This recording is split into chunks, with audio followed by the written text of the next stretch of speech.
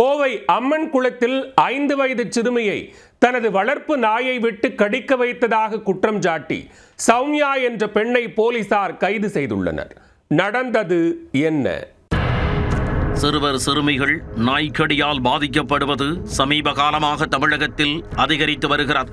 அண்மையில் கேரளாவில் 2 சிறுமிகள் நாய்க்கடியால் பாதிக்கப்பட்டு ரேபிஸ் நோய் தாக்கத்தால் உயிரிழந்த சம்பவம் அம்மாநிலத்தை உலுக்கியுள்ளது. திருநாய்களின் எண்ணிக்கை நாளுக்கு நாள் அதிகரித்து வருவதாலும் நோய் தொற்றுடன் நாய்கள் தெருக்களில் சுற்றி வருவதாலும் பள்ளி செல்லும் குழந்தைகள், தெருவில் விளையாடும் சிறுவர் சிறுமியர் என பலர் நாய்க்கடிக்கு ஆளாகும் சூழல் ஏற்பட்டுள்ளது.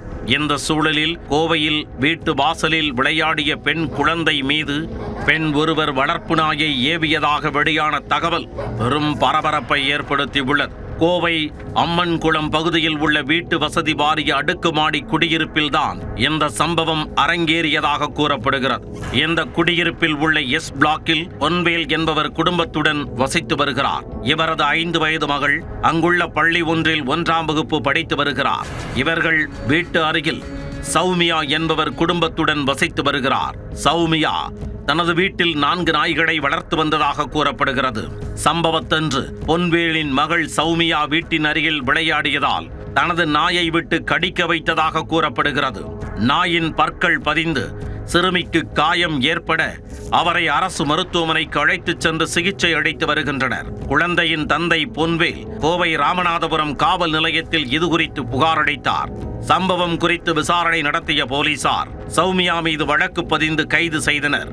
சிறுமியை நாய் கடித்தது குறித்து ப்ளூ கிராஸ் அமைப்புக்கு தகவல் தெரிவிக்கப்பட்ட நிலையில் அவர்கள் அந்த நாயை காப்பகத்திற்கு கொண்டு சென்று பராமரித்து வருகின்றனர். இதேபோல் சென்னை போரூர் அருகே வளர்ப்பு நாய் கடித்ததில் 6 வயது சிறுவன் காயமடைந்துள்ளார். போரூர் அருகே ஸ்ரீராம் நகரில் வெங்கடேசன் என்பவரின் 6 வயது மகன் மோனிஷ் இரவு 9 மணி அளவில் பக்கத்து வீட்டருகே விளையாடிக் கொண்டிருந்தார். அப்போது பக்கத்து வீட்டு வளர்ப்பு நாய் மோனிஷ் மீது பாய்ந்து கையை கடித்து வைத்துள்ளது. மிரண்டு போன சிறுவன் தப்பியோடிய போதும் கால் தடுக்கி கீழே விழுந்ததில் தலையில் அடிபட்டுள்ளது. அக்கம் பக்கத்தினர் உடனே ஓடி வந்து சிறுவனை மீட்டு மருத்துவமனையில் அனுமதித்து சிகிச்சை அளித்து வருகின்றனர். சிறுவனுக்கு 4 தையல்கள் போடப்பட்டிருப்பதாக கூறப்படுகிறது.